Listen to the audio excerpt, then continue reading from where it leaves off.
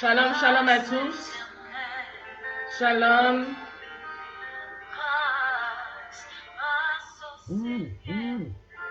Que le Seigneur vous bénisse.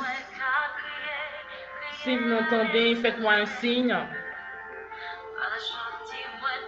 Si vous êtes là, démontrez que vous êtes présent.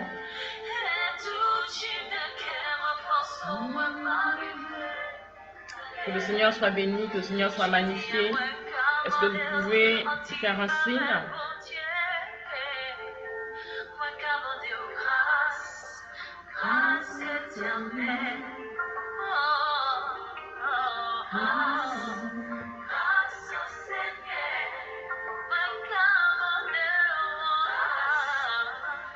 Amen, amen. Gloire à Dieu.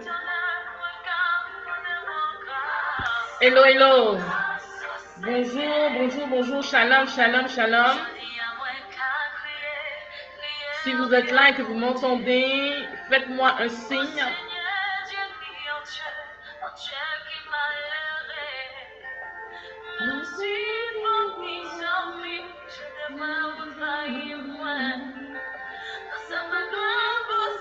Hello, hello. Shalom, bonjour à tous, bonjour à toutes. Faites-moi un signe si vous m'entendez, si vous voyez.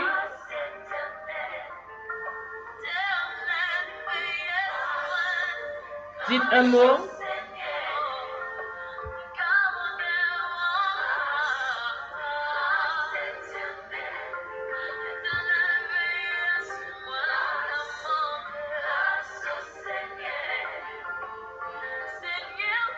Shalom. Nous allons élever la voix, nous allons prier, nous allons recommander ce moment entre les mains du Seigneur. Nous allons vraiment bénir le nom de Jésus-Christ de Nazareth. Ok, Yolande m'entend, Ghislaine m'entend, ok, super. Ok.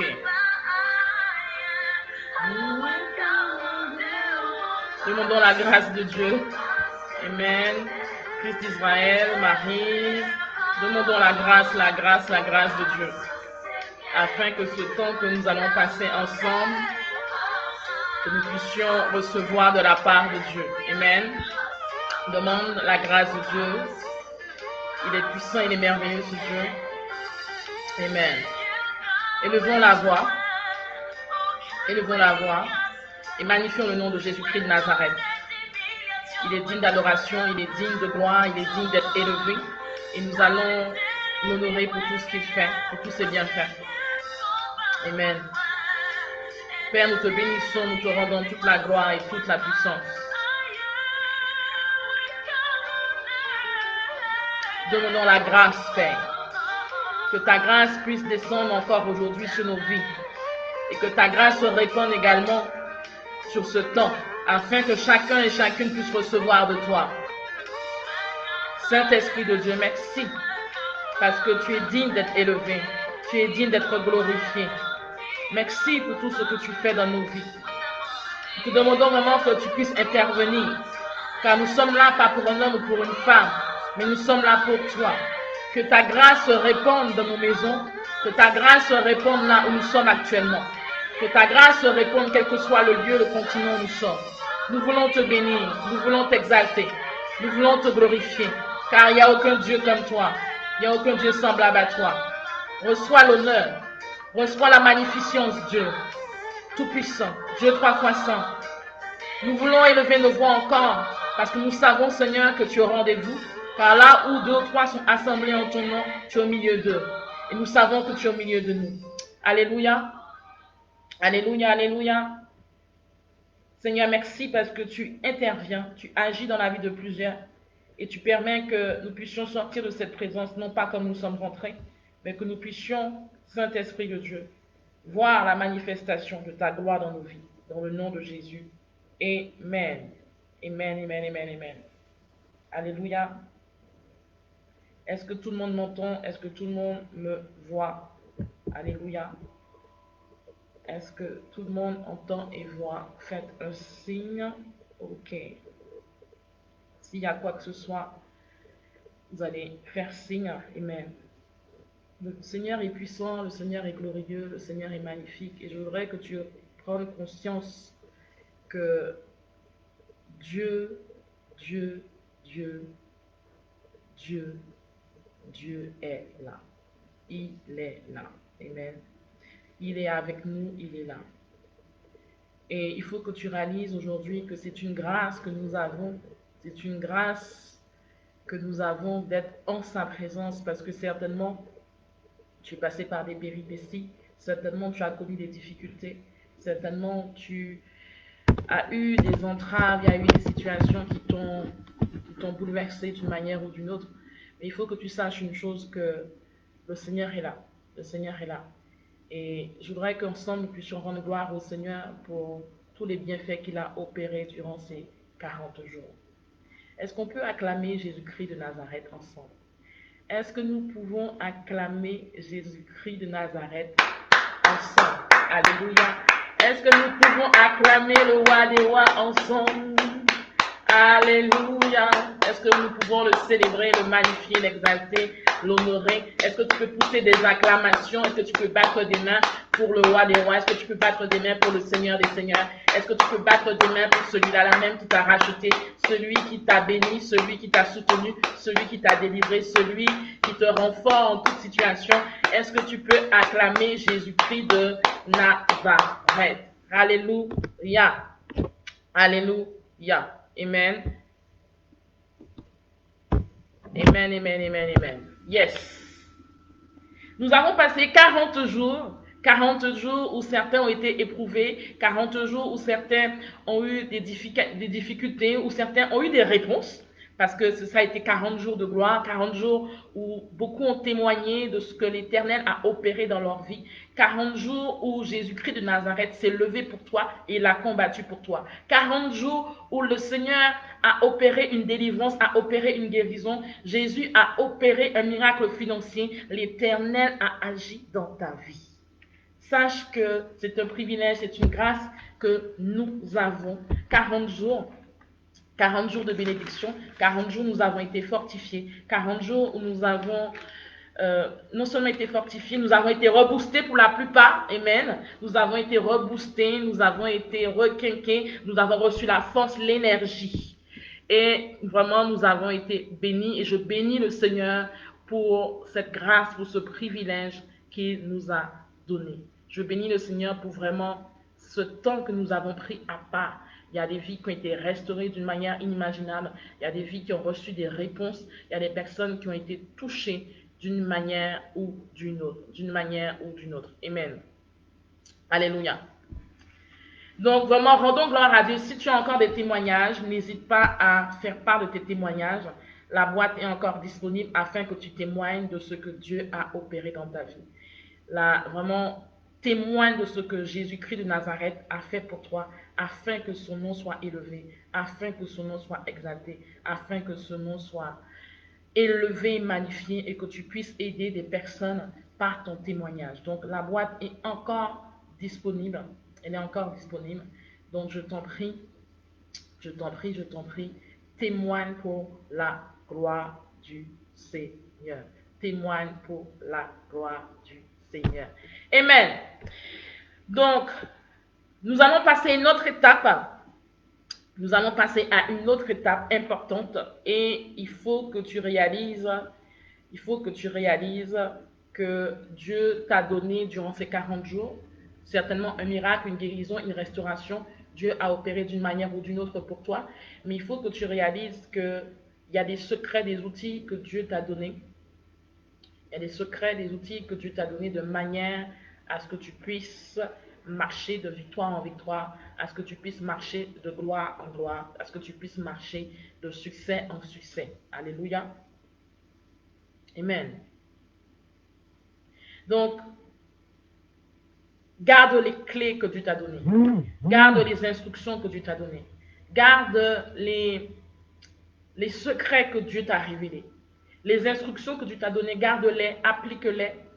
Mets en application ce que Dieu t'a dit, mais surtout les secrets, les outils qu'il t'a donnés, je t'en prie, applique-les dans ta vie. Applique-les dans ta vie. Amen. Donc, je voudrais que tu sois attentive à ce que nous allons partager aujourd'hui. Vraiment, Dieu, chaque fois que Dieu nous interpelle, c'est de façon à ce que nous puissions nous réajuster, nous repositionner, mais de manière aussi à ce que nous puissions marcher avec une clé ou un outil de façon à ce que nous puissions voir et manifester sa gloire. Amen. Donc, je t'encourage à aller prendre ton épée qui est la parole de Dieu. Amen. Et vraiment, sois attentif, ne sois pas distrait. S'il le faut, éteins la télé. S'il y a quelque chose qui te perturbe, une radio, éteins-la. Mais nous allons passer un moment merveilleux dans la présence du Seigneur. Amen. Donc, il faut que tu saches aujourd'hui que effectivement, nous avons tous une histoire. Dis avec moi, histoire. Dis avec moi, mon histoire. Amen. Mon histoire. Il faut que tu réalises aujourd'hui que tu as une histoire. Il faut que tu réalises aujourd'hui que ton parcours, que tu aies 20 ans, 30 ans, 40 ans, 70 ans, tu as une histoire. Et durant ton parcours, durant notre parcours, nous avons rencontré des situations, nous avons rencontré des montagnes, nous avons rencontré des challenges et des défis, nous avons rencontré des situations qui nous ont accablés, déstabilisés, des situations qui ont créé en nous la tristesse, qui ont créé en nous le découragement, qui ont créé en nous la confusion, qui ont créé en nous certainement la peur du lendemain, ou encore qui ont créé en nous le désespoir, qui ont créé en nous une lassitude physique, une lassitude émotionnelle, une lassitude mentale. Nous avons rencontré dans des situations de notre parcours, nous avons rencontré des situations ou encore nous avons rencontré dans notre histoire, dans notre parcours de vie, autrement dit, des situations qui ont provoqué un abattement, ont provoqué le fait que nous soyons abattus, autrement dit, ou encore qui ont provoqué à ce que nous puissions renoncer au résultat, ou encore qui ont provoqué l'abandon de nos actions, ou encore à ce que nous puissions renoncer ou capituler. À ce que nous puissions renoncer ou capituler. Peut-être que tu as des problèmes conjugaux aujourd'hui. Peut-être que tu as des problèmes familiaux, des problèmes financiers, mais quel que soit le problème que tu rencontres aujourd'hui, certainement c'est une situation qui t'a poussé à capituler, à abandonner, à renoncer ou encore à désister pour pouvoir continuer.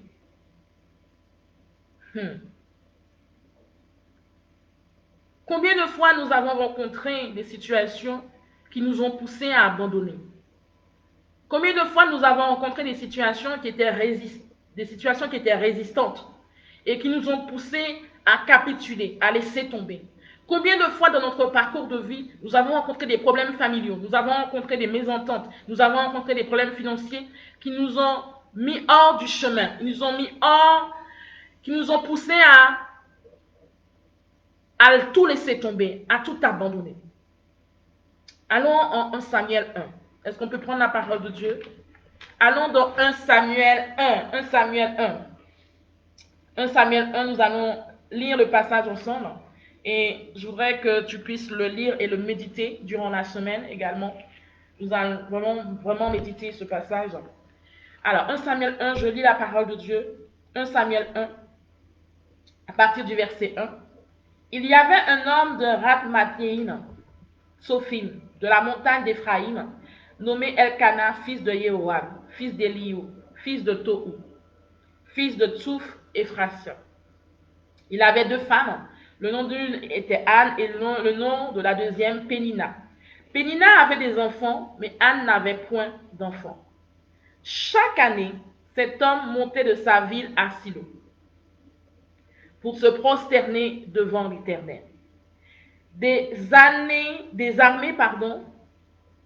et pour lui offrir des sacrifices. Là se trouvaient les 2 fils d'Élie, Ophni et Phinéas, sacrificateurs de l'Éternel. Le jour où Elkana offrait son sacrifice, il donnait des parts à sa femme Pénina, ainsi qu'à tous ses fils et à toutes ses filles. Mais il donnait à Anne une part double, car il aimait Anne, que l'Éternel avait rendue stérile. Sa rivale ne cessait pas de lui causer du chagrin pour qu'elle se révolte parce que l'Éternel l'avait rendue stérile. Toutes les années, il en était ainsi. Chaque fois qu'Anne montait à la maison de l'Éternel, Pénina lui causait du chagrin. De la même manière, alors elle pleurait et ne mangeait pas. Elkana, son mari, lui dit, Anne, pourquoi pleures-tu et ne manges-tu pas? Pourquoi ton cœur est-il attristé? Est-ce que je ne vaux pas pour toi mieux que 10 fils? Anne se leva après qu'on eut mangé et bu à Silo. Le sacrificateur Élie était assis sur un siège, près du montant de la porte du temple de l'Éternel. Elle fit un vœu et dit, Éternel des armées, si ton regard s'arrête sur l'humiliation de ta servante, et si tu te souviens de moi et n'oublie pas ta servante, et si tu donnes un garçon à ta servante, je le donnerai à l'Éternel pour tous les jours de sa vie, et le rasoir ne passera pas sur sa tête.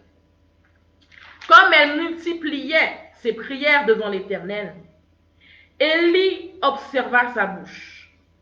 Anne parlait dans son cœur, seules ses lèvres remuaient, mais l'on n'entendait pas sa voix. Élie pensa qu'elle était ivre. Il lui dit, jusqu'à quand seras-tu dans l'ivresse? Fais passer ton vin. Anne répondit, non mon Seigneur, je suis une femme à l'esprit affligé, et je n'ai bu ni vin ni liqueur forte, mais j'ai penché mon âme devant l'Éternel. Ne prends pas ta servante pour une femme de rien, car c'est l'excès de ma douleur. Amen. Car c'est l'excès de ma douleur et de mon chagrin qui m'a fait parler jusqu'à présent.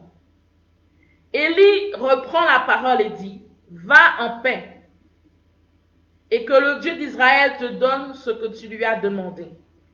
Elle dit que ta servante obtienne ta faveur. Et cette femme poursuivit sa route. Elle mangea, et son visage ne fut plus le même.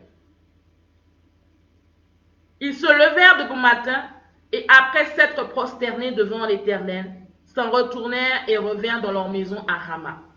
Elkana connut sa femme, Anne, et l'Éternel se souvint d'elle. Verset 20, 1 Samuel 1, verset 20. Dans le cours de l'année, Anne devint enceinte, elle accoucha d'un fils qu'elle appela du nom de Samuel, car dit-elle, je l'ai demandé à l'Éternel. Le mari, Elkana, monta ensuite avec toute sa famille pour offrir à l'Éternel le sacrifice annuel et pour accomplir son vœu. Amen. Et je t'encourage à méditer la suite. Il s'agit ici, si tu n'avais pas connaissance de ce passage, il s'agit ici de Anne et Elkana. Anne est l'une des femmes d'Elkana qui est atteinte de stérilité. Cette femme, chaque année avec son époux, enfin leur famille plutôt, montent chaque année à Shiloh pour pouvoir offrir les sacrifices à l'Éternel. Et pendant ce temps, cette période, cette fête, cette femme va dans le temple, dans le tabernacle pour pouvoir chercher Dieu. Cette femme était dans une situation où elle était méprisée. Elle était méprisée, elle était humiliée. Elle était dans une situation qui était difficile pour elle à supporter. Difficile pour elle à supporter, pourquoi? Parce qu'elle était stérile, elle n'enfantait pas. Il faut que tu réalises, dans le contexte de cette histoire, au temps d'Anne et au temps d'Elkana et au temps de Pénina, et par rapport à leur culture, c'était une honte de ne pas pouvoir enfanter. C'était une honte de ne pas pouvoir enfanter. Il faut savoir qu'à cette période, à cette époque, chaque famille comptait, aspirait à avoir une descendance pour perpétuer son nom. Chaque famille aspirait à perpétuer son nom par sa descendance. Et en fait, la stérilité était considérée comme une véritable honte, comme une cause de désespoir. Voilà, comme une cause de désespoir. C'était considéré comme une faute envers Dieu, comme si la personne avait fauté envers Dieu. Cette femme était dans une situation, elle était humiliée, elle était méprisée, elle était en difficulté, elle était accablée à cause de son état. Elle était humiliée par sa rivale, elle était méprisée par sa rivale. Elle était accablée de par la méchanceté par par sa rivale. Amen. Il faut que tu réalises aujourd'hui que le contexte démontre que Anna n'avait pas de marge de manœuvre. Sa situation était une situation compliquée et quand on regarde selon l'entendement humain, il n'y avait pas de solution.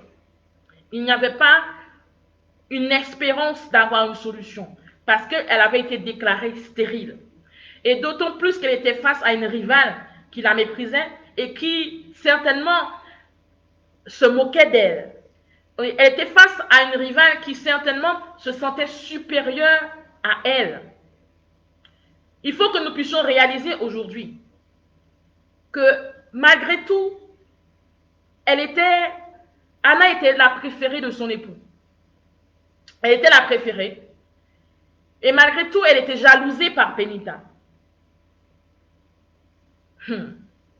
Dis avec moi, waouh. Dis avec moi, waouh. Alléluia. Anna était dans une situation compliquée selon l'entendement humain. Il n'y avait pas signe d'espoir, il n'y avait pas signe d'espérance. Elle était accablée, elle était méprisée, elle était humiliée, elle était sous une... La Bible nous dit que chaque année, quand elle montait, sa rivale la méprisait, sa rivale l'humiliait, sa rivale lui pointait du doigt, sa rivale faisait tout pour pouvoir l'atteindre d'une manière ou d'une autre. Sa rivale opérait d'une manière ou d'une autre afin qu'elle soit déstabilisée. Amen. Mais cette femme, elle avait un secret. Elle avait une attitude, un comportement qui marquait la différence. Son époux, Elkana, a vu qu'elle était accablée. Son époux lui a demandé ce qui se passait. Elle aurait pu se révolter et dire à son époux que c'est sa rivale qui lui fait du tort. Mais elle n'a pas eu cette attitude. Elle aurait pu se battre avec sa rivale et mettre fin à cette situation de mépris en se battant. Mais elle n'a pas eu cette attitude. Cette femme était dans un contexte qui lui gâchait la joie.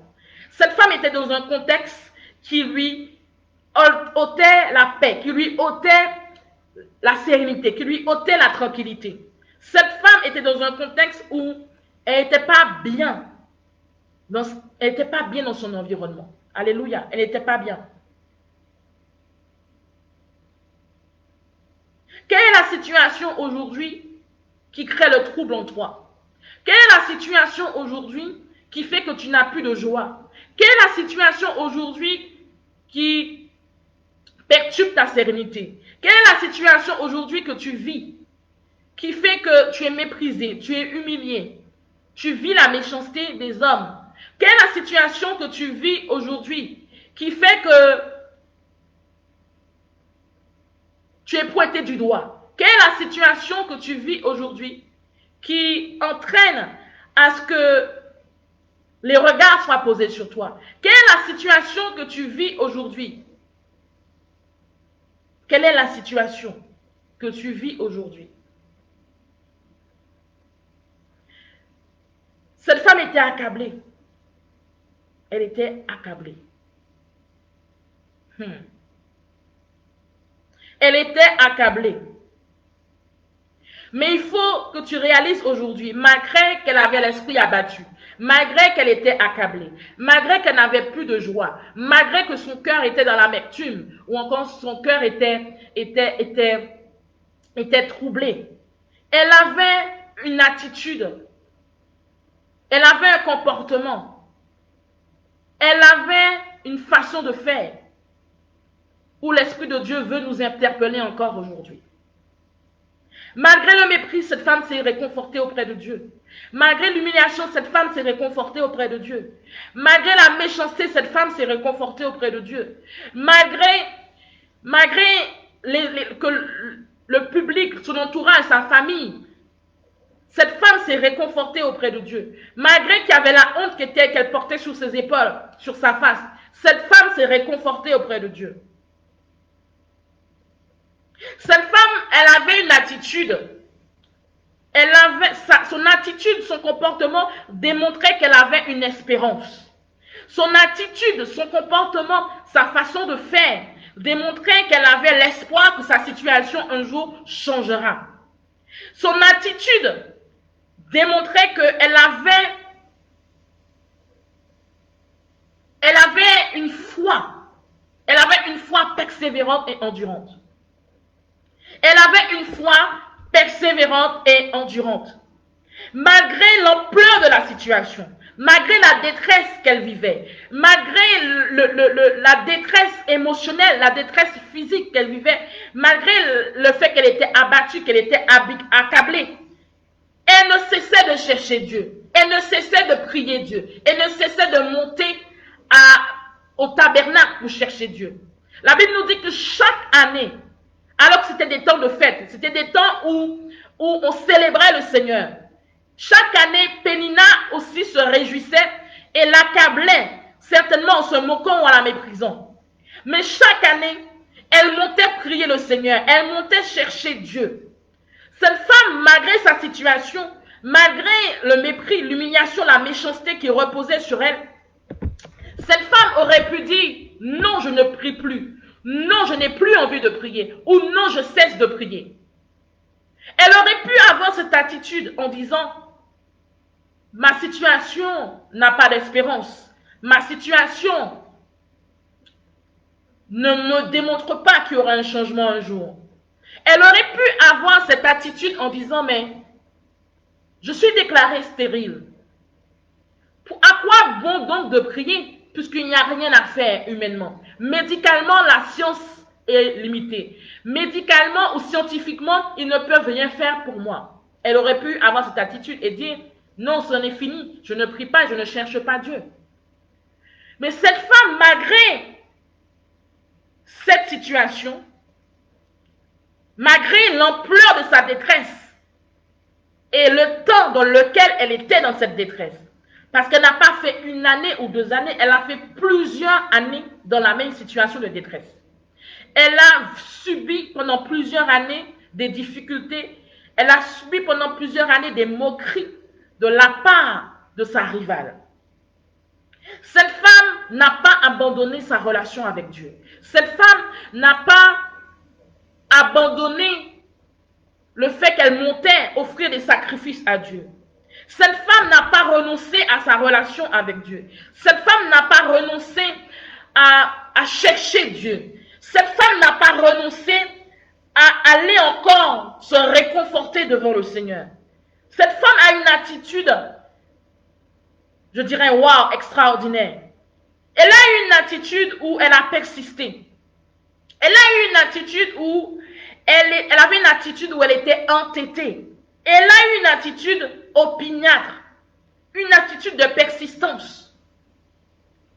Elle avait une attitude où sa foi était une foi persévérante et endurante.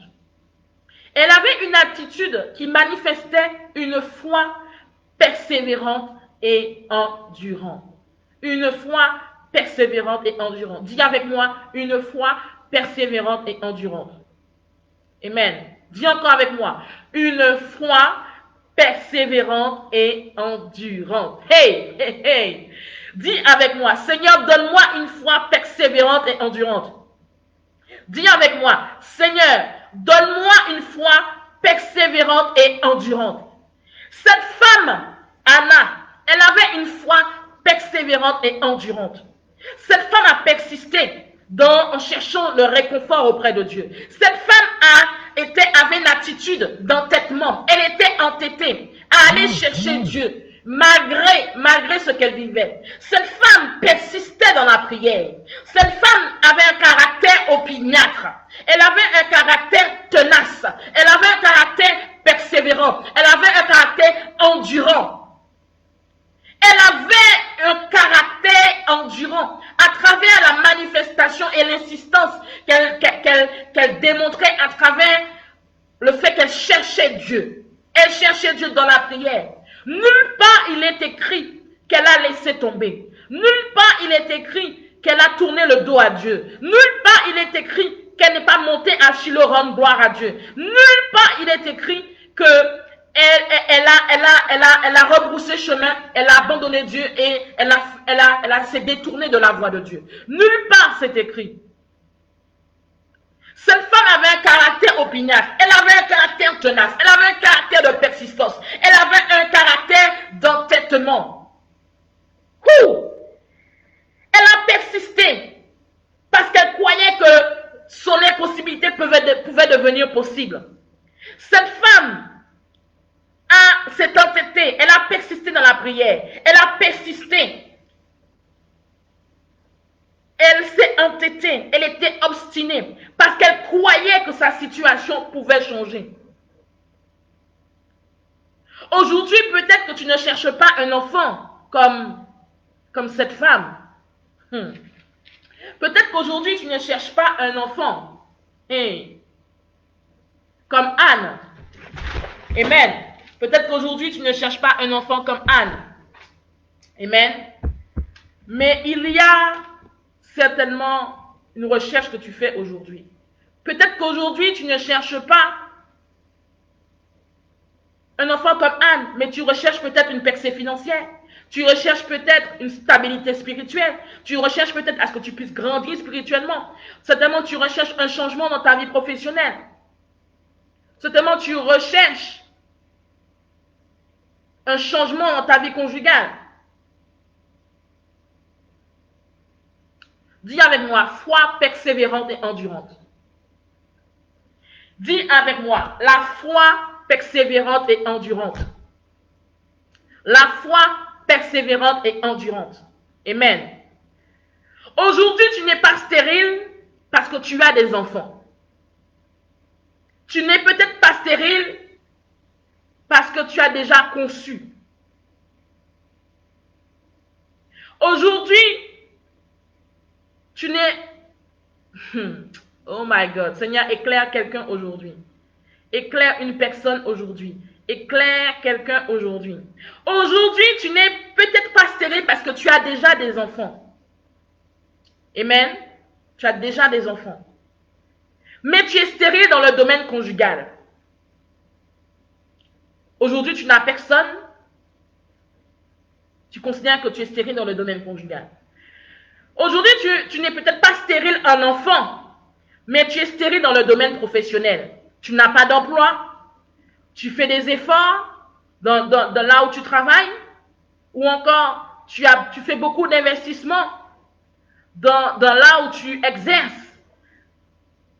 Mais ce que tu as en retour, le salaire que tu as ou la compensation financière que tu as en retour n'est pas à la hauteur de ton investissement, n'est pas à la hauteur des sacrifices, des efforts que tu fais. Amen. Aujourd'hui, tu n'es peut-être pas stérile en enfant, mais tu es stérile dans le domaine de la santé. Tu es stérile dans le domaine de la santé. Tu as toujours une douleur. Quelque part, tu es certainement malade. Tu as toujours un membre dans ton corps qui te fait mal. Seigneur, aide quelqu'un aujourd'hui. Aujourd'hui, tu n'es peut-être pas stérile en enfant, mais tu es stérile dans le domaine financier. Pourquoi? Parce que tu as des dettes, parce que tu es surendetté, parce que tu n'as pas de moyens, ton pouvoir d'achat est limité. Tu as une mauvaise gestion. Il te manque de l'intelligence financière. Aujourd'hui, tu n'es pas stérile en enfant, mais tu es stérile dans le domaine social. Tu n'as personne, par exemple, qui te comprend. Tu n'as personne, selon tes propos, qui pour te soutenir et pour t'aider. Aujourd'hui, tu n'es pas stérile en enfant, mais tu es stérile dans ta vie professionnelle. Tu es stérile dans ta vie conjugale. Tu es stérile dans le domaine de la santé. Tu es stérile dans le domaine financier. Il y a un domaine où la stérilité se manifeste dans ta vie.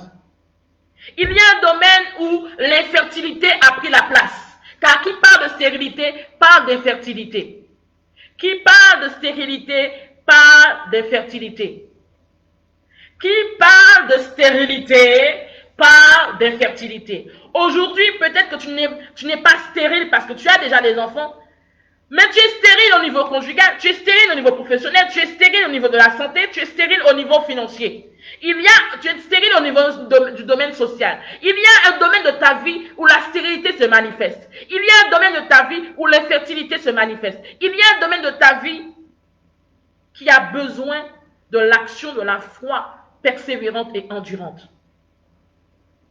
Quelle que soit la stérilité qui se manifeste dans ta vie, sache que ta foi persévérante et endurante changera ta situation. Quelle que soit la stérilité qui se manifeste dans un domaine de ta vie, je répète, quelle que soit la stérilité qui se manifeste dans un domaine de ta vie, sache que la manifestation de ta foi persévérante et endurante changera ton histoire. Hey, hey, hey! Sache que la manifestation de ta foi persévérante et endurante changera ton histoire. Tu aspires à ce que ton histoire change. Tu aspires à ce qu'il y ait un changement, à ce qu'il y ait un bouleversement, qu'il y ait un turnaround, comme disent les anglophones. Mais il te faut manifester la foi persévérante et endurante. Il te faut manifester la foi persévérante et endurante. Quel que soit, oh my God, quel que soit, quel que soit ce que tu traverses, quel que soit ce que tu traverses, il te faut manifester la foi persévérante et endurante. La stérilité a pris la place dans ta vie. La stérilité se manifeste dans un domaine ou plusieurs domaines de ta vie. Ou autrement dit, l'infertilité. Qui parle de stérilité, parle d'infertilité. Qui parle d'infertilité dit qu'il n'y a pas de fruit. Il n'y a pas de résultat. Il n'y a pas de rentabilité. Tu ne bénéficies pas des fruits dans un domaine de ta vie. Ou encore, il n'y a pas de prospérité. Il n'y a pas de résultat positif dans un domaine de ta vie, de résultats conséquents. Où se trouve la stérilité dans ta vie? Où se trouve la manifestation de la stérilité dans ta vie? Est-ce dans le domaine conjugal? Est-ce que c'est dans le domaine professionnel? Est-ce que c'est dans le domaine social? Est-ce que c'est dans le domaine financier? Est-ce que c'est dans un domaine quelconque ou dans un domaine familial où la stérilité se manifeste dans ta vie? Il y a un domaine de ta vie que l'Esprit de Dieu te pointe du doigt aujourd'hui, où la stérilité a pris la place, où l'infertilité a pris la place. Qui veut dire quoi? Qui veut dire qu'aujourd'hui tu n'as pas de fruits. Qui veut dire quoi? Qu'aujourd'hui tu n'as pas de récolte. Qui veut dire quoi? Qu'aujourd'hui tu n'as pas de prospérité dans ce domaine.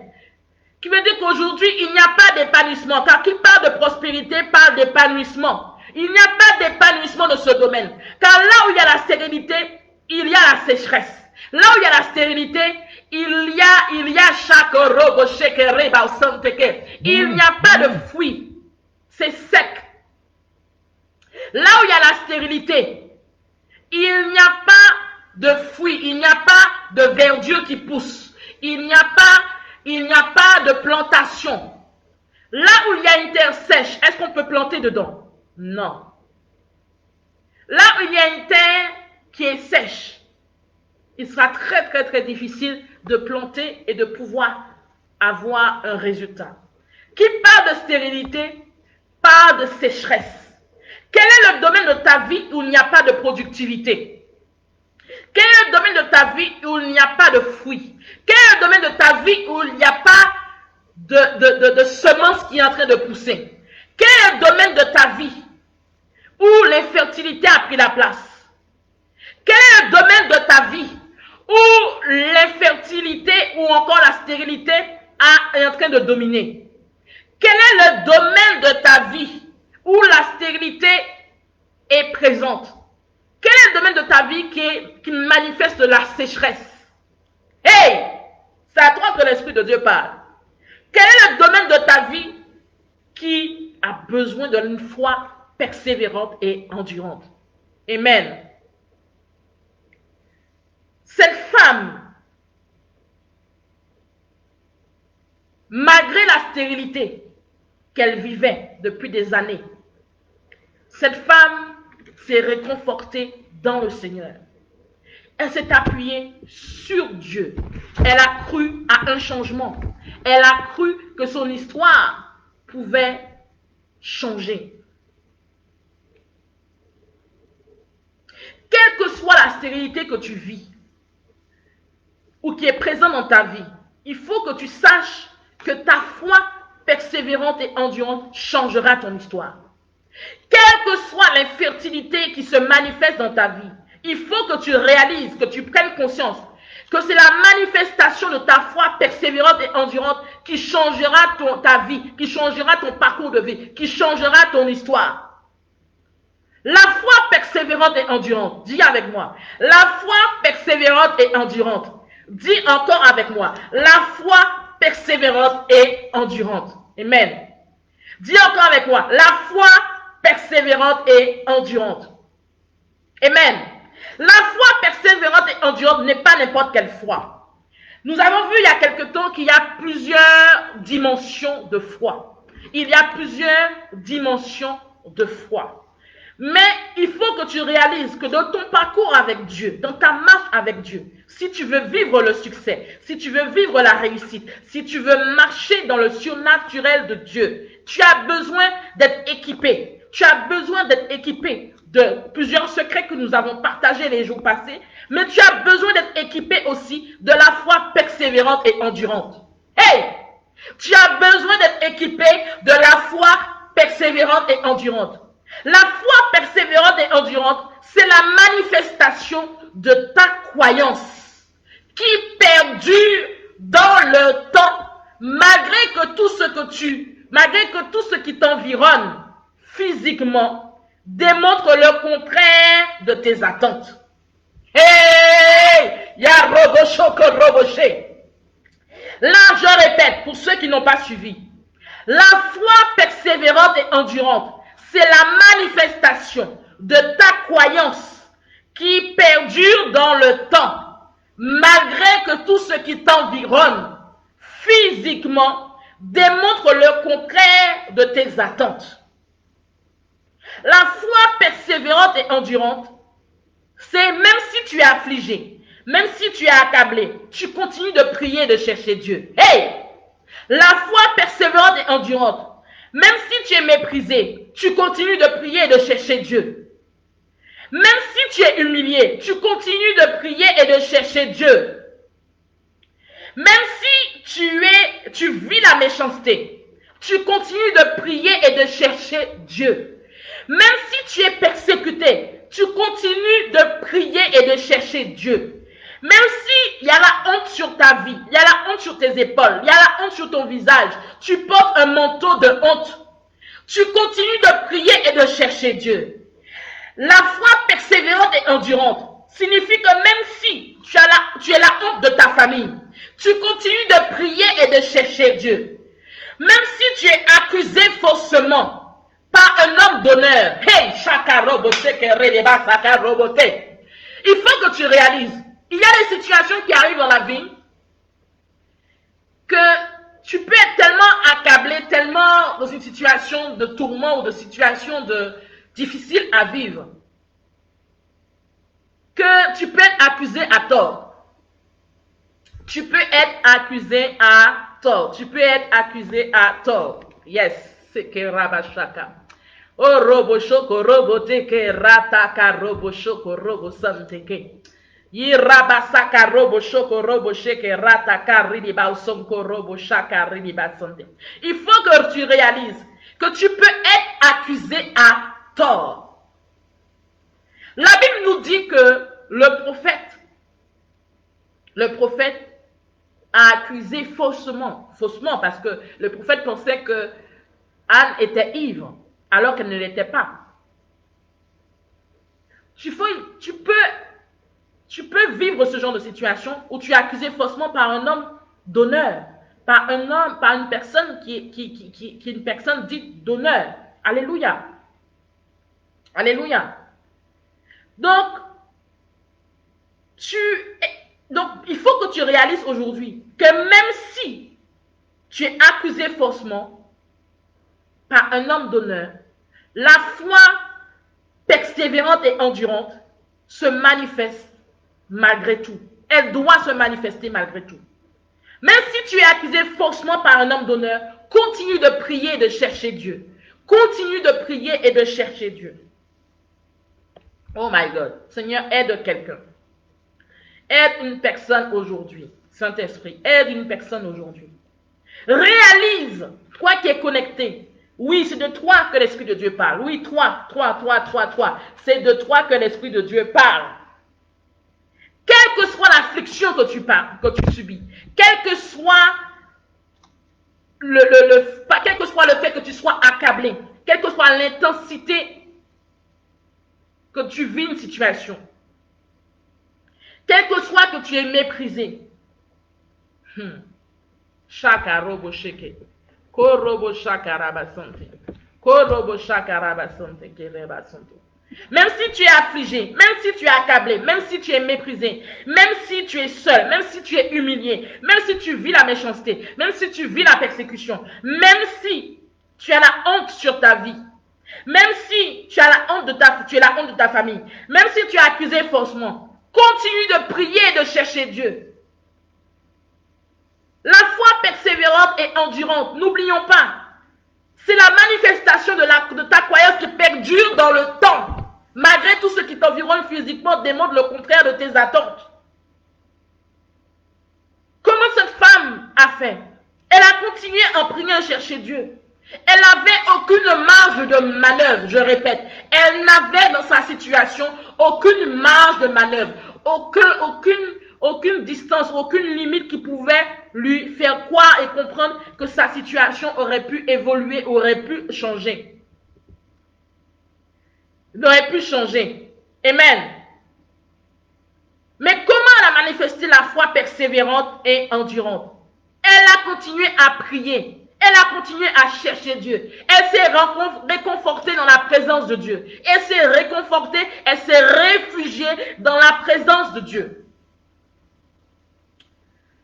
Dis Seigneur, donne-moi la force de prier, de te chercher, quelles que soient les circonstances. Dis-le avec moi. Seigneur, donne-moi la force de pouvoir prier et de chercher Dieu dans toutes circonstances. Cette femme, sa foi persévérante et endurante s'est manifestée par sa ténacité dans la prière, par sa ténacité en recherchant Dieu, par sa persévérance, par son endurance en priant et en cherchant Dieu. Sa foi persévérante et endurante s'est manifestée par son obstination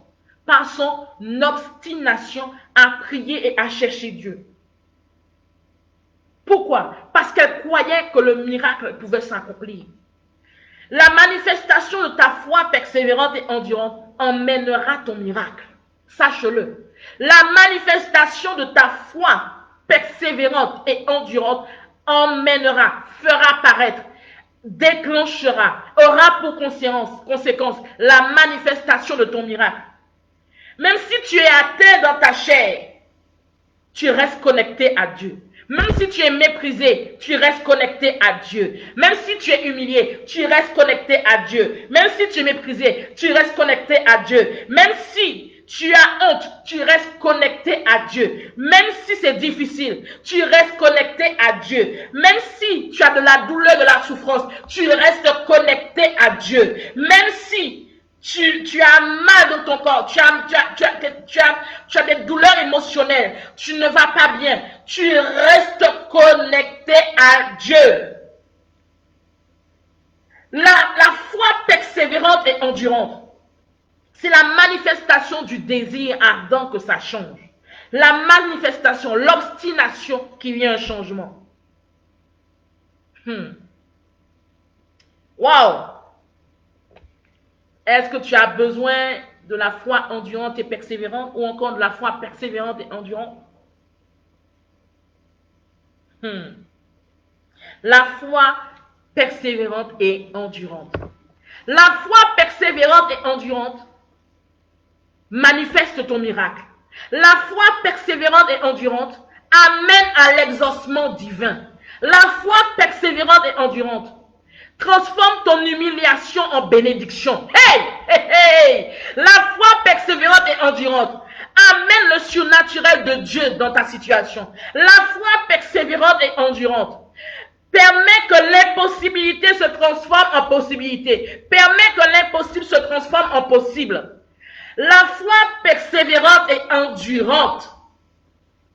Hey, aïe, aïe, aïe, aïe, dites-moi, aïe, aïe, aïe. Hey, dis avec moi, aïe, aïe, aïe. La foi persévérante et endurante amène un changement de ton histoire. Cette femme a manifesté une foi persévérante et endurante. Et son histoire a changé. Elle était obstinée. Elle était opiniâtre. Elle avait un caractère opiniâtre. Elle était une femme déterminée. Elle était une femme persévérante. Elle était une femme tenace et qui persistait. Malgré la situation. Malgré ce qu'elle vivait. Elle a recherché la présence de Dieu. Elle a toujours continué à monter au tabernacle pour offrir des sacrifices à Dieu. Combien de fois parmi nous, quand nous avons des situations qui nous tiennent face ou encore qui nous résistent, soyons honnêtes, soyons sincères, soyons vrais devant Dieu. Combien de fois parmi nous, nous avons eu des situations que nous n'arrivons pas à résoudre par nos propres forces? Combien de fois nous avons abandonné? Combien de fois nous avons laissé tomber? Combien de fois nous avons dit, ah, Dieu va faire? Laisse-moi te dire quelque chose. Dieu ne va rien faire si tu ne pries pas. Dieu ne va rien faire si tu ne le cherches pas. Dieu a besoin que tu élèves la voix et que tu pries. Hey, aïe, aïe, aïe. Dieu a besoin que tu lèves la voix, que tu le cherches et que tu réclames son intervention. Pas un jour, pas 2 jours, pas 3 jours, pas 4 jours, pas 5 jours, mais jusqu'à ce qu'il y ait la manifestation de ton miracle. Hey! Combien de fois nous avons eu des situations qui nous tiennent face, qui nous résistent, Combien de fois tu as cherché des solutions pour cette situation? Il y a des personnes, tu es là, tu es connecté. Tu as le désir ardent que ta situation professionnelle, que ta situation conjugale, ta situation civile, que ta situation familiale, que ta situation financière, que quel que soit le domaine puisse être touché par l'intervention divine de Dieu. Mais combien de fois tu t'es mis à genoux pour prier et pour chercher Dieu par rapport à un changement? Hey! Combien de fois tu as frappé à des portes pour pouvoir chercher la solution? Laisse-moi te dire quelque chose. Laisse-moi t'interpeller. Et le Saint-Esprit nous interpelle tout un chacun. Quand tu veux un changement dans une situation, quand une personne a l'ardent désir d'un changement, cette personne cherche des solutions. Elle cherche des solutions à droite, à gauche, devant, derrière, diagonale, horizontale. Parce qu'elle aspire, elle a le désir ardent que sa solution change. Cette personne continue de prier et de chercher Dieu. Quand une personne a un désir ardent, a une obstination, a réellement envie qu'il y ait un changement dans sa vie, cette personne va chercher des solutions sur Internet. Elle va chercher des solutions vers une personne, ok. Quelqu'un qui a un problème financier. Je vais prendre l'exemple du problème financier. Quelqu'un aujourd'hui qui a un problème financier et qui veut que sa situation financière change. Cette personne va chercher où se trouvent les solutions par rapport à son problème. Elle va regarder dans son entourage qui a réussi financièrement afin que cette personne puisse lui donner les secrets ou encore les outils pour l'aider à réussir ou encore pour l'aider à résoudre son problème. Quelqu'un qui a une difficulté financière et qui veut réellement un changement dans sa situation financière, elle va rechercher sur Internet comment bien gérer son argent, comment avoir l'intelligence financière, comment faire un budget, comment augmenter son pouvoir d'achat, comment gagner plus de revenus, comment mettre en place plusieurs sources de revenus. C'est un exemple parmi tant d'autres. J'aurais pu prendre d'autres exemples. Donc cette personne aspire à ce qu'il y ait un retournement, un volte-face de sa situation. Donc elle va se donner les moyens pour que sa situation change.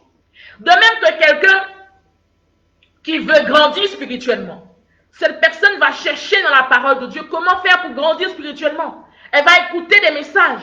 Elle va chercher une personne qui certainement qui est déjà qui est passée par là pour l'aider à grandir spirituellement. Alléluia.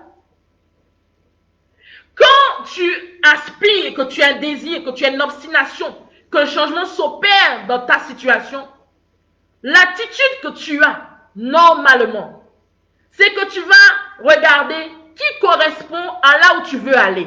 Je répète. Tu vas regarder qui correspond à là où tu veux aller, ou encore qui a déjà vécu ou qui a déjà traversé la situation que tu es en train de traverser. Pourquoi? Afin que cette personne te référence ou te donne des conseils ou te guide afin que tu puisses aller d'un point A à un point B, que tu puisses sortir du problème pour arriver à la résolution, que tu puisses sortir d'un problème pour arriver à la solution. Amen. Donc, quelqu'un réellement qui désire un changement dans sa situation, cette personne va certainement frapper à plusieurs portes d'assemblée, va chercher l'église, va chercher des serviteurs, des servantes pour parler, pour trouver une solution à son problème. Quand réellement tu aspires à un changement dans ta vie, et je sais de quoi je parle, quand réellement tu aspires à un changement dans ta vie, quand tu as frappé à droite, à gauche, quand tu as été dans plusieurs assemblées, personne n'a pu t'aider. Quand tu as été voir des hommes ou des femmes de Dieu qui n'ont pas pu te soutenir ou encore n'ont pas pu t'apporter la réponse à ton interrogation. Quand réellement tu désires un changement dans ta vie, dans ta situation ou dans un domaine de vie. Quand tu as ce désir ardent, quand Dieu te dit lève-toi et va à 10 000 km ou 20 000 km, car je te répondrai à cet endroit. Tu te lèves et tu pars. Parce que tu sais que Dieu te l'a dit, tu te lèves et tu pars et tu vas chercher la solution. Parce que tu as besoin d'une solution ou d'un changement à ta vie. Quand tu veux un changement dans ta vie, tu te lèves et tu te bats, tu fais des efforts parce que tu veux un changement. Quand tu veux un changement dans ta vie professionnelle, peut-être que ça fait 100 CV que tu as envoyés. Aujourd'hui, quand tu regardes, tu as envoyé 50 mails. Personne n'a répondu de façon favorable à tes mails par rapport à ta demande d'embauche. Peut-être que tu as envoyé une centaine de CV par la poste ou par mail. Personne n'a répondu à cela. Mais quand tu veux un changement dans ta situation, tu continues d'envoyer les CV. Tu continues d'envoyer les CV dans tous les départements ou encore tu étends ta visibilité. Tu envoies dans les cliniques, dans les foyers, tu envoies partout où tu veux exercer. Je me rappelle, il y a des années en arrière, quand j'étais en faculté de médecine et que je cherchais du travail, j'ai envoyé mes CV à l'époque, il y avait le fax. Je vous assure, j'ai envoyé mes CV, à l'époque j'étais étudiante. J'ai envoyé mes CV dans tous les hôpitaux, dans toutes les maisons de retraite, dans tous les foyers d'accueil médicalisés, dans toutes les structures sociales et médico-sociales. Oh my God. Dans tous les départements de l'Île-de-France. Je ne sais pas si tu réalises ce que je suis en train de dire. J'ai envoyé mon curriculum vitae dans toutes les structures sociales et médico-sociales dans tous les départements de l'Île-de-France. Donc, regarde combien d'établissements à laquelle j'ai postulé. Et quand on m'a répondu, la réponse qui m'a été donnée, c'était une structure qui était à 2h30 de trajet de là où je résidais. 2h30 de trajet aller, qui faisait plus de 4 heures en aller-retour. C'est ça, la manifestation de la foi persévérante et endurante. C'est que quand même si tu as postulé dans tous les endroits, que tu continues de postuler. Même si la foi persévérante et endurante, c'est aussi que quand tu as postulé partout et que tu n'as pas encore de réponse, c'est aussi de chercher Dieu pour savoir, pour qu'il puisse te conduire. Car peut-être que l'endroit ou encore le domaine où tu veux évoluer, c'est pas là que Dieu veut que tu sois. Je referme la parenthèse. L'Esprit de Dieu parle à quelqu'un aujourd'hui. Alléluia. La foi persévérante et endurante. Je t'assure, quand une personne veut un changement dans sa situation, veut un retournement dans sa situation, même si il faut se lever, payer 4 000 euros, payer 5 000 euros, payer 6 000 euros en hébergement, ou encore en hôtel, ou encore en avion, pour aller chercher Dieu quelque part, hey, la personne fait le sacrifice de pouvoir se lever et d'aller chercher Dieu, là où il sent qu'il doit aller chercher Dieu. Quand tu veux un changement dans ta vie, dans ta situation, tu es prêt à faire un sacrifice. Oh my God, Rabashaka Rabasanteke. Oh Roboshaka Rabasante. Saint-Esprit, hey, il y a quelqu'un qui est connecté, il y a une personne qui est connectée, tu es en train de Roboshaka Rabasanta Sante. Oh Roboshante. C'est de toi qu'il s'agit. Et je bénis Dieu parce que la seconde partie de cette prédication, je n'avais pas prévu de le partager aujourd'hui. Mais le Saint-Esprit me pousse à partager quelque chose de plus aujourd'hui. Quand tu es une foi persévérante et endurante, tu es prêt à payer un prix. Je répète. Quand tu as une foi persévérante et endurante, tu es prêt à payer un prix. Tu veux dire quoi? Je vous ai donné l'exemple du CV. Je vous ai donné l'exemple de prendre un billet d'avion, même si ça coûte cher, même si tu fais un sacrifice financier, même si tu fais un sacrifice personnel. Tu sais que Dieu t'a dit de te lever de partir parce que tu auras la réponse à ton problème. Même si ça fait mal de dépenser 4 000, 5 000 euros, tu le fais parce que Dieu t'a dit d'y aller. Amen. Mais il y a une personne qui a besoin d'entendre cela. Et je n'avais pas prévu de le partager aujourd'hui. Mais le Saint-Esprit me pousse à le partager. Quand tu as une foi persévérante et endurante, tu es prêt à payer le prix. Anne a payé le prix. Il faut que Dieu t'éclaire. Il faut que Dieu t'éclaire. Anne a payé le prix. Et tu sais quel prix elle a payé? Est-ce que tu sais quel prix elle a payé?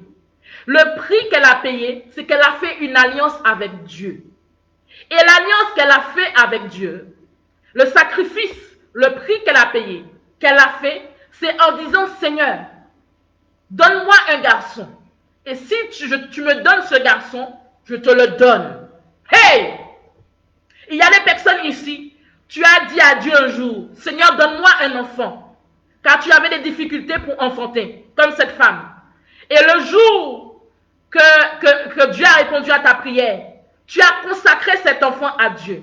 Ne sois pas étonné que Dieu utilise cette personne aujourd'hui. Ne sois pas étonné que Dieu pousse cette personne à marcher dans ses voies et à être radical pour sa gloire.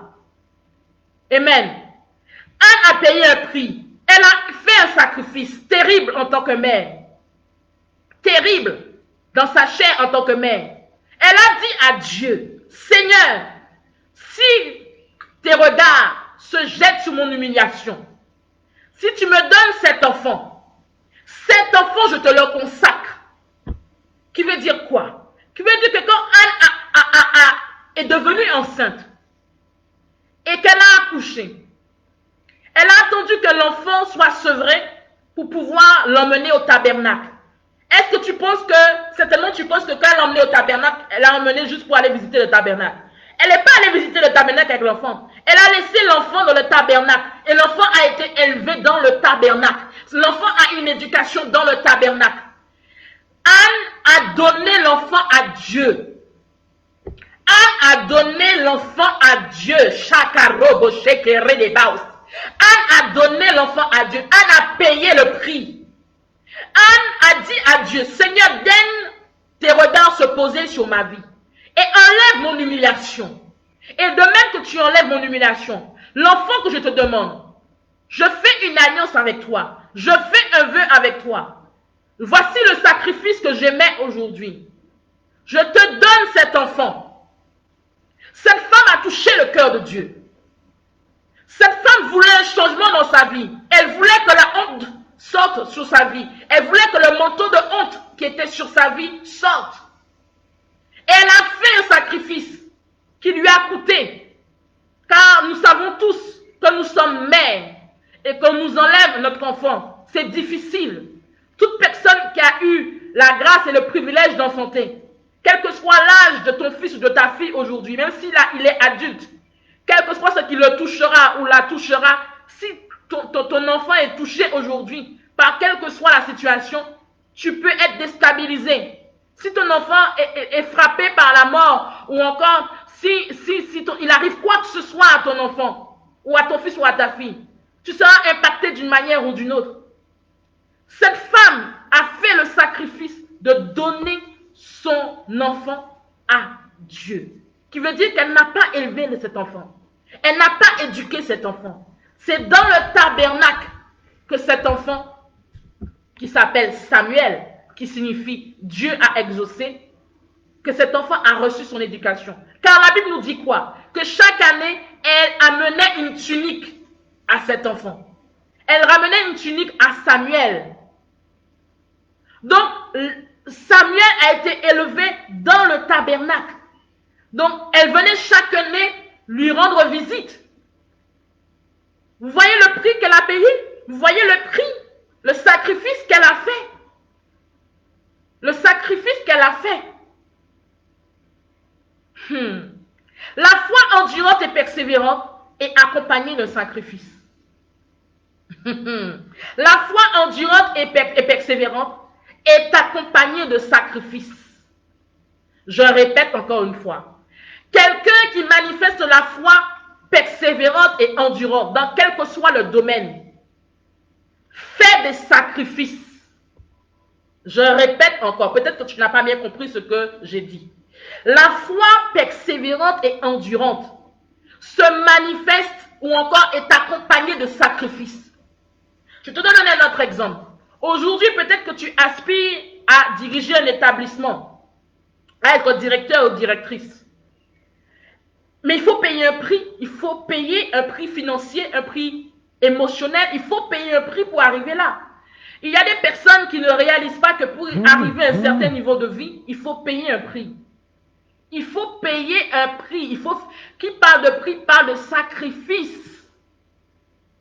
Aujourd'hui, et je t'encourage, toi qui m'écoutes, quand tu as vu quelqu'un qui réussit, ou quand tu vois quelqu'un qui a réussi, ne t'empresse pas de mettre le doigt sur lui ou sur elle en le traitant de dealer ou de voleur. Va chercher à la source. Va chercher à la source et demande-lui quel a été son parcours. Des fois, vous voyez des personnes qui conduisent une voiture de haute gamme ou dite de haute gamme. Ou encore, vous voyez une personne qui vit dans un château ou encore dans une grande propriété.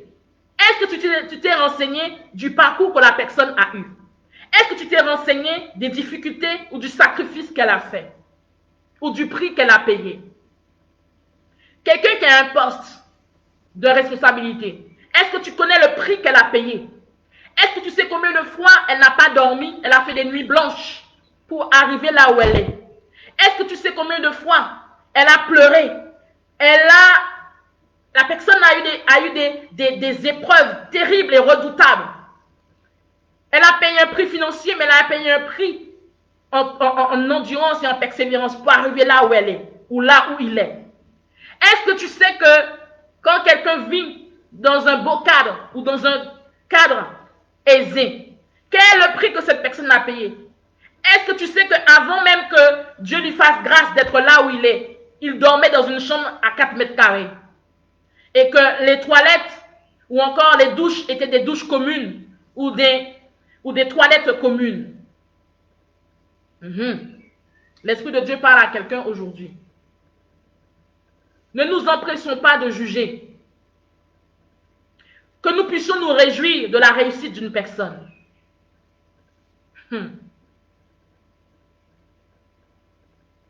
Cette femme, Anne, elle a payé un prix. Elle a payé un prix. Elle a payé un prix. Elle a fait un sacrifice à Dieu. Sa foi persévérante et endurante était accompagnée de sacrifices. Sa foi persévérante et endurante était accompagné de sacrifices. Sacrifices de par le jeûne, certainement. Sacrifices de par des heures de prière. Sacrifices par des heures où encore où elle cherchait Dieu. Quand vous voyez la manifestation de miracle, quand tu vois la manifestation de miracle dans la vie d'une personne, cherche à savoir quel est le prix qu'elle a payé, quel sacrifice elle a fait. Quand tu vois quelqu'un rouler en Lamborghini ou en Jaguar, va regarder quel est le sacrifice qu'elle a fait ou qu'il a fait avant. Quand tu vois une personne que Dieu a bénie, qui habite dans une grande propriété, demande-toi où il dormait avant. Alléluia. Demande-toi quel est le prix qu'il a payé. Hey. Seigneur, aide une personne aujourd'hui. Aide quelqu'un. La manifestation de la foi persévérante et endurante d'Anne était accompagnée de sacrifices. Et c'est cela qui a amené à son miracle. La foi persévérante et endurante, c'est tenir en prière, chercher Dieu coûte que coûte, accompagné de sacrifices. Quand tu prends le temps de jeûner 40 jours, c'est un sacrifice. Quand tu prends le temps de prier 1 heure ou encore 3 heures dans la journée, c'est un sacrifice que tu fais. Quand tu prends le temps de mettre tes loisirs de côté, de mettre tes ambitions, tes projets de côté, pour pouvoir prier chaque 3 heures, c'est un sacrifice. Parce que tu oublies la télévision, tu oublies 4 mariages et une lune de miel, je crois que ça doit être ça, cette émission, ou encore tu oublies telle émission ou tel feuilleton, Dr House, mais tu sais que tu dois prier toutes les 3 heures. Chaque 9 heures, à 9 heures, à 21 heures, à midi, à 15 heures, à 18 heures. C'est un sacrifice que tu fais. C'est un sacrifice. Hey.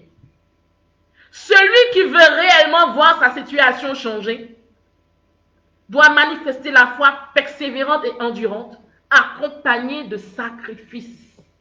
Je répète, accompagnée de sacrifices.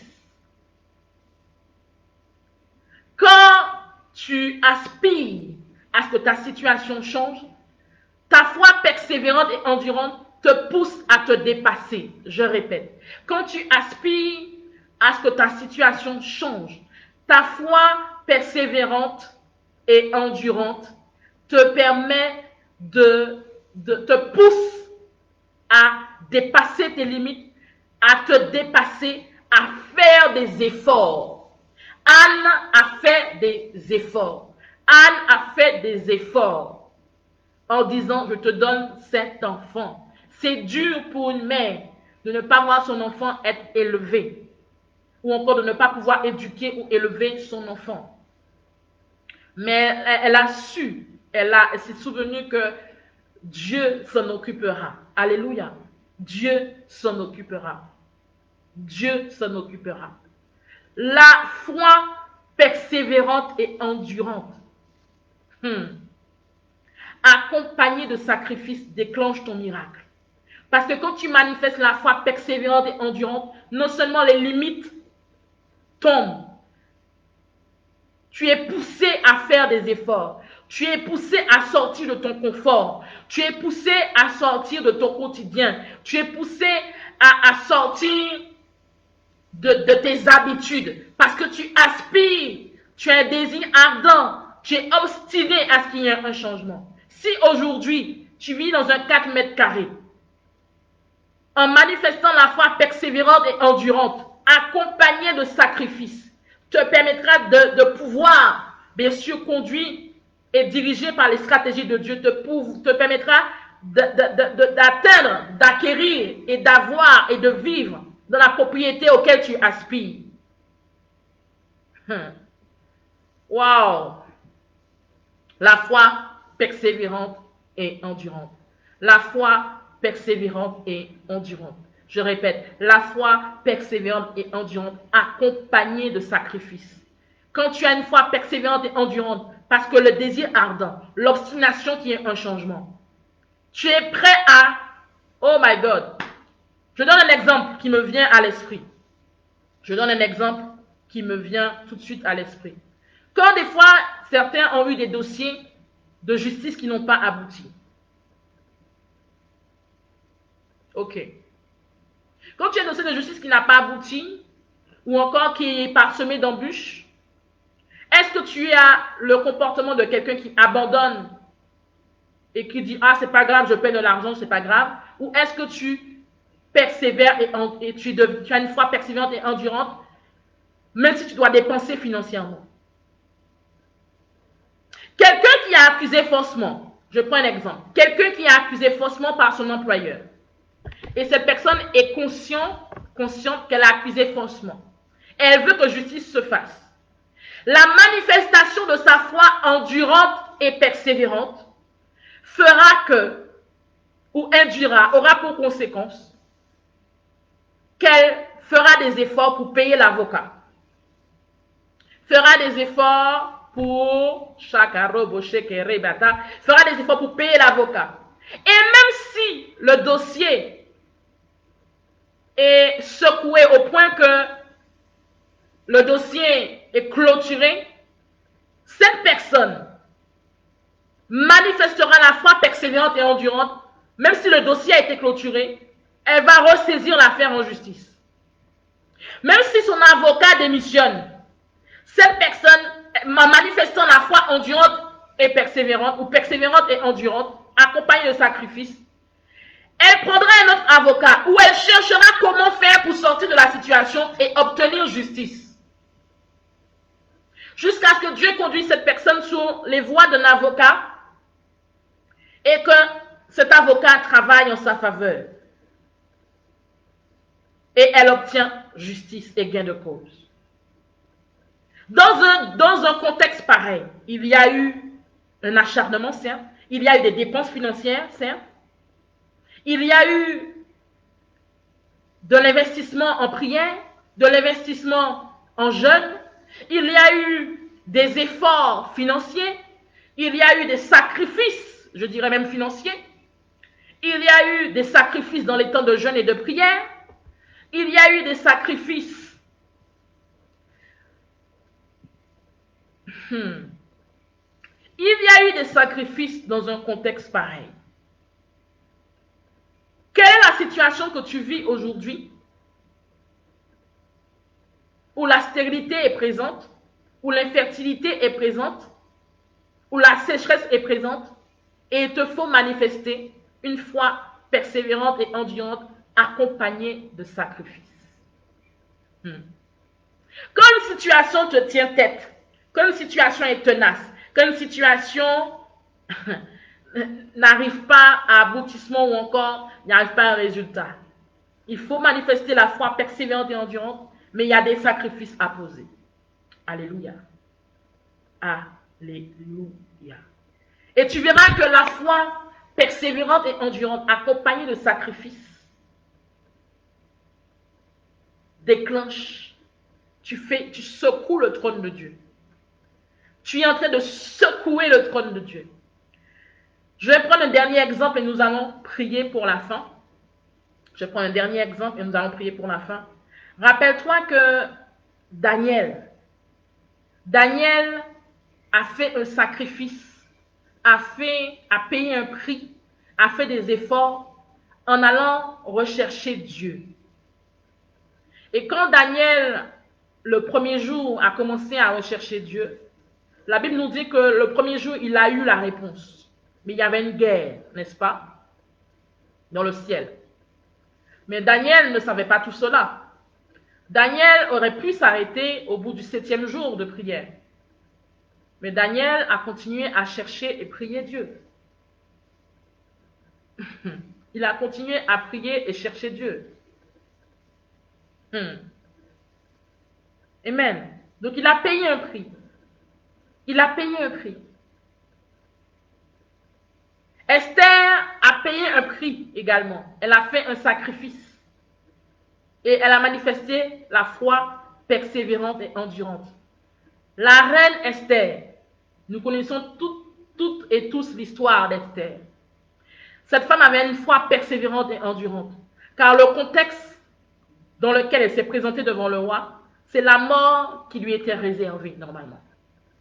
Mais elle avait une foi persévérante et endurante, accompagnée de sacrifices parce qu'elle a pris du temps pour chercher la face de Dieu. Nous avons encore plein d'autres exemples dans la Bible. Nous avons plein d'autres exemples. Mais il faut que tu réalises aujourd'hui, là où la stérilité se manifeste dans ta vie, là où l'infertilité a pris la place, là où la sécheresse demeure dans un domaine de ta vie, il est important, je dirais même capital, voire indispensable, de pouvoir manifester la foi persévérante et endurante. Comment? En cherchant et en priant Dieu. Comment? En faisant des efforts et en ne s'attardant pas sur ce qui t'environne, mais en s'attardant sur Dieu. Amen. En s'attardant sur Dieu. Je répète, en s'attardant sur Dieu. Accompagné de sacrifices.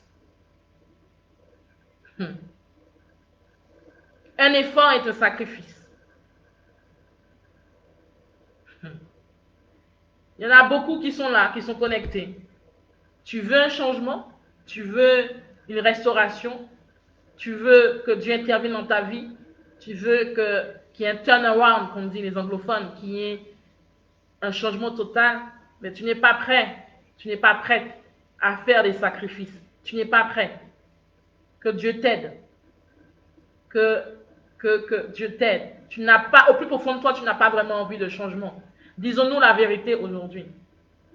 Celui qui veut un changement, celui qui veut un retournement de sa situation, persiste, insiste, persévère, s'obstine et persévérant, tenace, et persévérant, tenace, endurant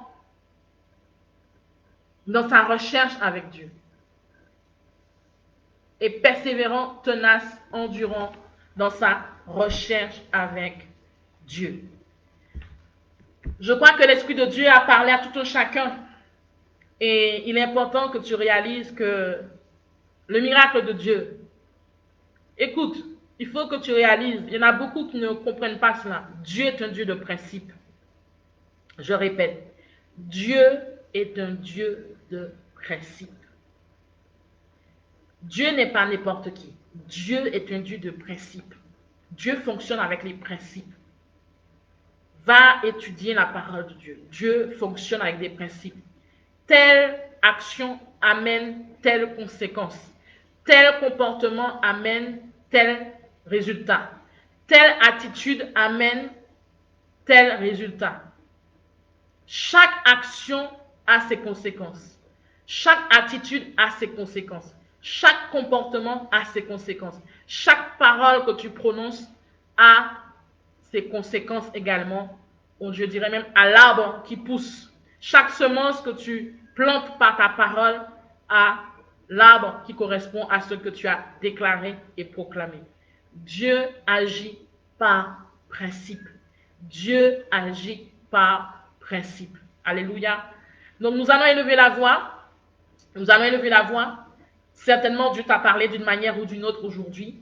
Si tu te reconnais, tu vas élever la voix afin que tu puisses réaliser, comprendre que la foi a plusieurs dimensions certes, mais que la foi a la dimension de persévérance et d'endurance. Autrement dit, la foi persévérante et endurante. La foi persévérante et endurante, accompagnée de sacrifices. Yes, accompagnée de sacrifices. Tu vas élever la voix. Tu vas élever la voix et nous allons prier.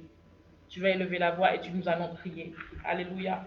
Si tu avais un domaine de ta vie que tu voulais un changement, mais tu ne priais pas. Souvent, ça arrive. Hein, soyons honnêtes, soyons vrais. Nous sommes devant Dieu. Tu n'es pas devant moi, mais Dieu connaît ton cœur. Même si Dieu me montre certaines choses, c'est devant Dieu que tu dois te remettre en question. Il y a des personnes qui sont connectées aujourd'hui. Tu aspires à un changement, mais tu ne fais aucun effort, tu ne fais aucun sacrifice, tu ne pries pas, tu ne jeûnes pas, tu ne cherches pas Dieu. Tu prends la vie comme elle est, tu vis le jour, et puis si Dieu va changer, tu vis tout autre, Dieu va changer. Soyons vrais, honnêtes et directs. Dieu ne fonctionne pas ainsi. N'attends pas que Dieu descende du ciel pour résoudre ton problème et pendant que toi tu es en train de regarder des feuilletons inutiles. N'attends pas que Dieu descende du ciel pour pouvoir changer ta situation financière alors qu'il t'a donné l'intelligence et t'a donné des pieds, des mains, il t'a donné Internet, il t'a donné des personnes qui ont l'habilité, qui ont les compétences, des personnes qui ont réussi. Tu as donné des personnes dans ton entourage qui ont réussi dans leur vie financière et tu ne te lèves pas pour aller chercher conseil.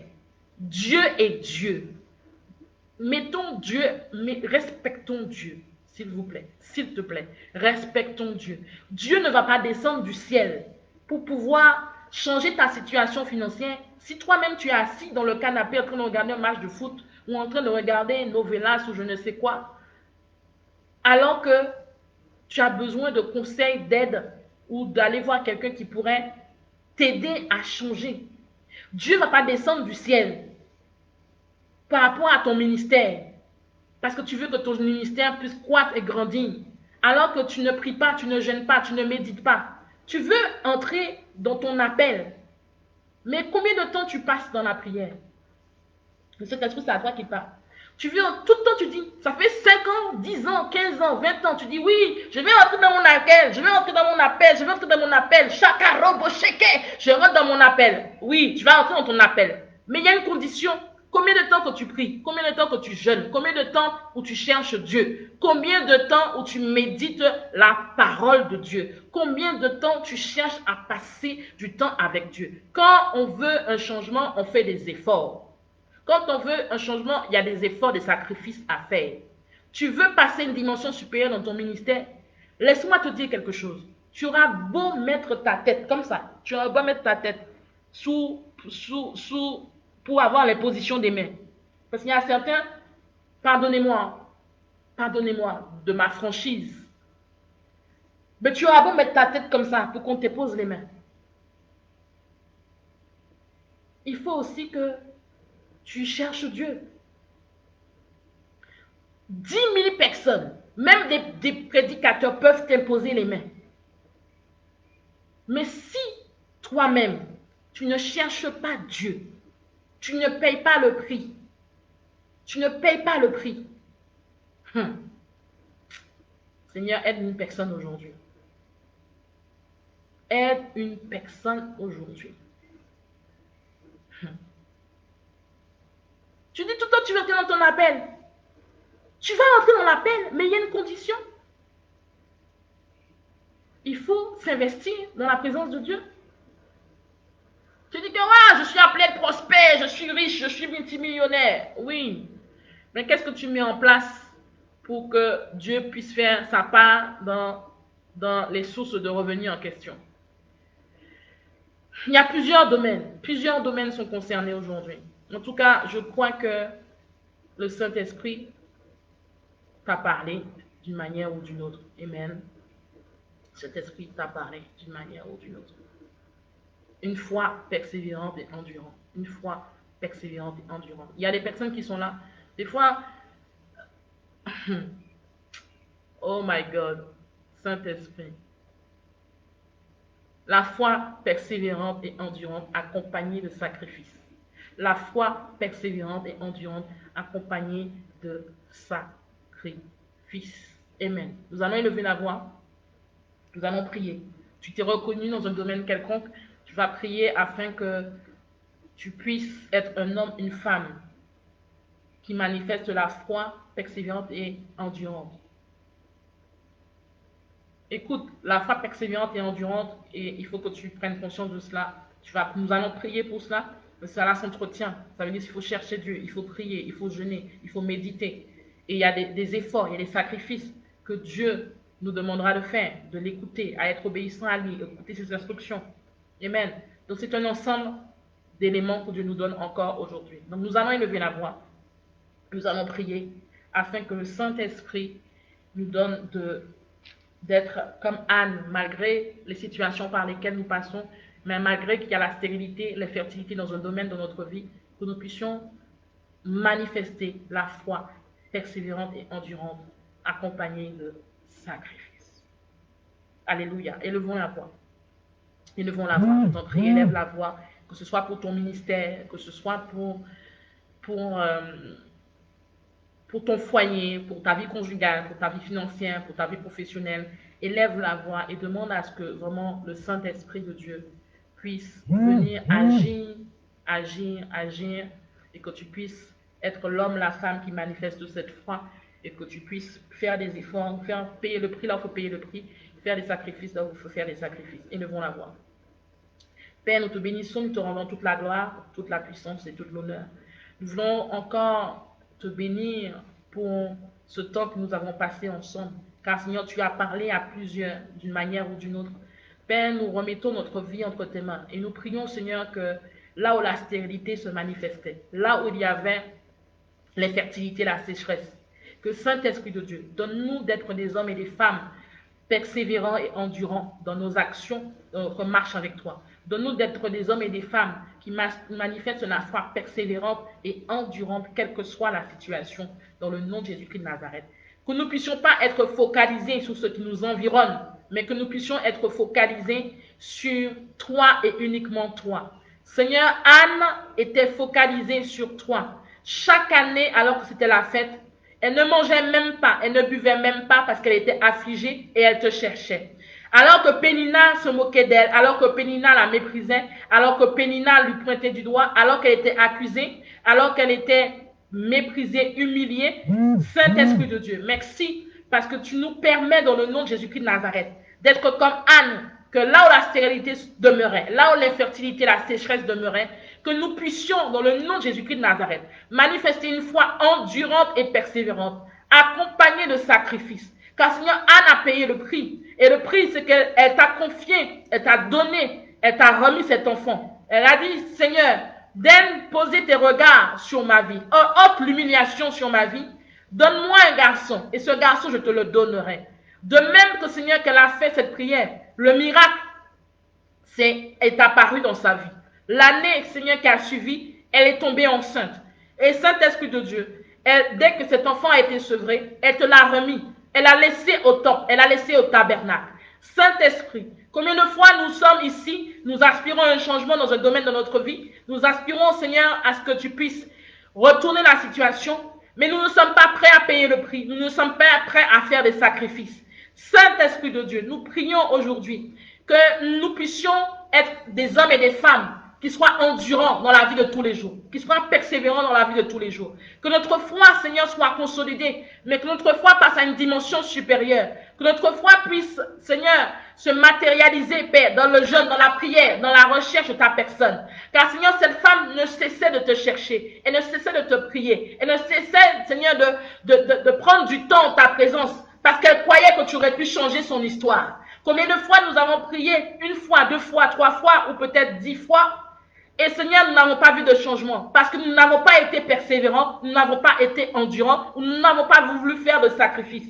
Car celui qui cherche une solution, cherche partout, afin que sa situation change. Aujourd'hui, Père, nous te recommandons notre vie, que nous puissions être des hommes et des femmes qui marchent dans la persévérance, qui marchent dans l'endurance, mais qui aussi manifestent une foi endurante et persévérante, quelles que soient les situations, dans le nom de Jésus-Christ de Nazareth. Père, je prie, lève ta main droite, je prie pour toute personne ici présente, dans le nom de Jésus. Je prie pour toute personne qui est là et qui aspire à un changement et qui est prête à manifester la foi endurante et persévérante et qui est prêt à faire des sacrifices, qui est prêt à te chercher. Seigneur, je prie dans le nom de Jésus que, Seigneur, que tu puisses toucher une personne qui a reçu de toi, une personne qui a été interpellée, une personne qui a été interpellée par rapport à sa vie professionnelle, par rapport à une stérilité qui se manifeste. Une personne qui a déjà prié, mais qui n'a pas encore vu de résultat. Une personne qui t'a déjà cherché, mais qui en chemin a abandonné la prière ou encore ne prie plus pour ce sujet et qui attend simplement. Seigneur, merci parce que tu touches une personne. Il ne s'agit pas de moi, mais il s'agit de ton esprit. De même que cette personne a la main levée et qui est en train de demander, Père, de changer son comportement, de changer son attitude. Père, que tu puisses saisir une personne par ton Saint-Esprit, afin que là, il y avait une faiblesse, que là, il y avait un manquement, que là, il y avait, Saint-Esprit de Dieu, là, il y avait, Seigneur, une difficulté quelconque, là où il y avait un abandon, Père, dans le nom de Jésus-Christ de Nazareth, que tu puisses opérer, Seigneur, que tu puisses remplir, consolider la foi, mais que Seigneur, que chacun puisse marcher dans la persévérance et dans l'endurance dans le nom de Jésus-Christ de Nazareth. Que la persévérance soit le partage de quelqu'un, que la persévérance soit le partage quotidien d'une personne, que l'endurance, Seigneur, que l'endurance soit attribuée à une personne qui avait déjà laissé tomber un dossier, Seigneur, pour lequel il priait. Que l'endurance et la persévérance soient accordées à une personne qui a une envie, un désir ardemment de changement et que, Seigneur, qui cherche des solutions de droite et de gauche. Que Saint-Esprit de Dieu agit maintenant. Touche quelqu'un dans le nom de Jésus. Que Père, que quel que soit le domaine qui t'est exposé aujourd'hui, domaine professionnel, domaine entrepreneurial, domaine financier, domaine conjugal, domaine familial, domaine de relations, domaine social, quel que soit le domaine qui t'est présenté aujourd'hui, que Seigneur saisit une personne dans le nom de Jésus-Christ de Nazareth, afin que l'endurance, la persévérance soit accordée à quelqu'un dans le nom de Jésus-Christ de Nazareth et que le découragement ne soit point le partage d'une personne dans le nom de Jésus. Amen. Que tout le monde dise Amen, Amen, Amen, Amen. Amen. Je t'encourage personnellement et officiellement à persévérer, à avoir une foi persévérante et endurante. Alléluia. À ce que tu puisses vraiment faire les sacrifices selon ce que l'Esprit de Dieu te demandera de faire. Et sache que l'exaucement divin interviendra, ton humiliation sera changée en bénédiction, le surnaturel de Dieu s'opérera et non seulement l'impossible se transformera en possible dans le nom de Jésus-Christ de Nazareth. Amen. Je vais prier il y a quelques personnes qui sont connectées, tu voudrais renouveler ton alliance avec Dieu. À un moment donné, durant ton parcours de vie, tu as eu des difficultés, tu as trébuché, et tu as eu du mal à te relever, ou encore tu as du mal à te relever, lève ta main droite, et tu vas répéter après moi, dans le nom de Jésus, en fermant les yeux. Seigneur, merci, je remets ma vie entre tes mains, je te demande pardon, parce que j'ai péché contre toi, mais je reconnais, Seigneur, que tu es mon sauveur, tu es mon rédempteur. Je te remets ma vie, mon corps, mon âme et mon esprit, que tu prennes le contrôle dans le nom de Jésus-Christ de Nazareth. Qu'on sache qu'à partir d'aujourd'hui, que ma vie t'appartienne, afin que ton nom soit élevé dans le nom de Jésus. Change mon histoire dans le nom de Jésus-Christ de Nazareth. Prends le contrôle de ma vie et que ton nom seul soit élevé dans le nom de Jésus. Je fais alliance avec toi, que mes pas soient conduits par ton esprit et que ta volonté parfaite soit accomplie dans ma vie dans le nom de Jésus. Amen. Amen. Amen. Je vous avais dit de préparer la Sainte Seine. Nous allons prendre la Sainte Seine ensemble. Amen.